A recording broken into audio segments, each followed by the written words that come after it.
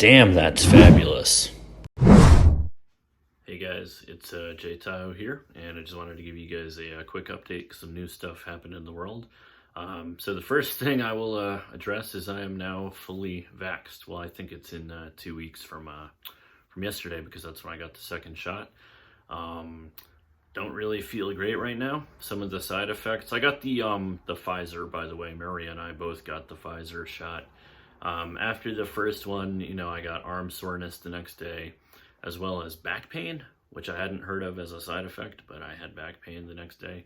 Right now, pretty much just my left arm is sore as hell, but that went away in pretty much a day last time, so I'm not too concerned.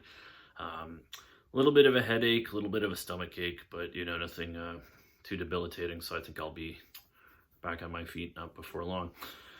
But yeah, it's good to be fully vaxxed. I guess that means, I don't know if that means I can travel again, so that's good.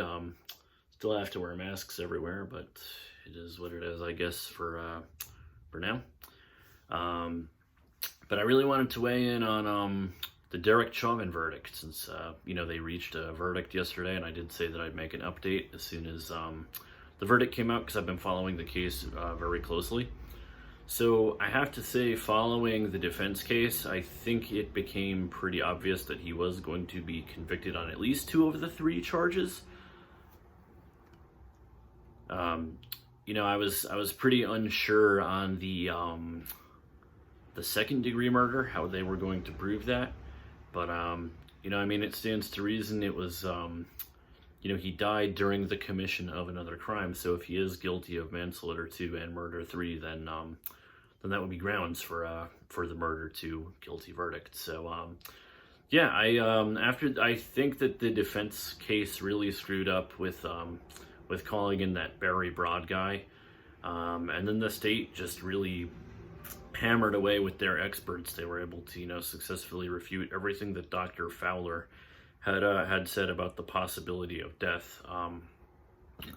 I think the cause of death was proven beyond a reasonable doubt in everybody's minds, right? I know it was in mine. So, I think the right verdict was reached here. And the important thing, right, is we know Chauvin was guilty in the court of public opinion before this trial even took place.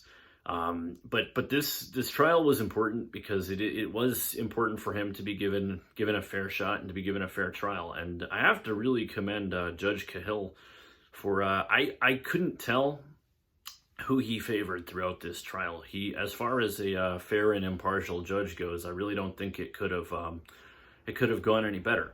Now, of course, I do want to address the conduct of Congresswoman Maxine Waters, who urged people to be confrontational if the verdict wasn't guilty.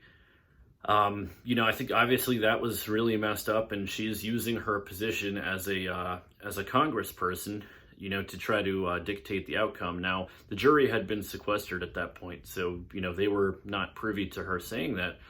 However, if this guy tries to go for an appeal and tries to get out on some technicality, I'm sure that's going to be brought up. So she's actually helping his case by making a comment like that. Really, we should have a system where politicians do not weigh in on judicial matters. So I think that was extremely wrong for her to do that. Politicians should not be endorsing a verdict in any trial.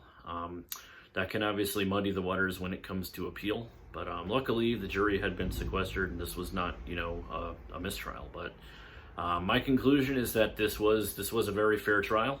The defense definitely had me questioning things at some points. Like there were points where I was questioning it, but at the end of the day, I really do think the video spoke for itself, and I do not think that Chauvin had any reason, in that situation to believe that Mr. Floyd was still a threat, especially once he'd stopped breathing and he still stayed on him for another 3 minutes after that, and that this was intentional.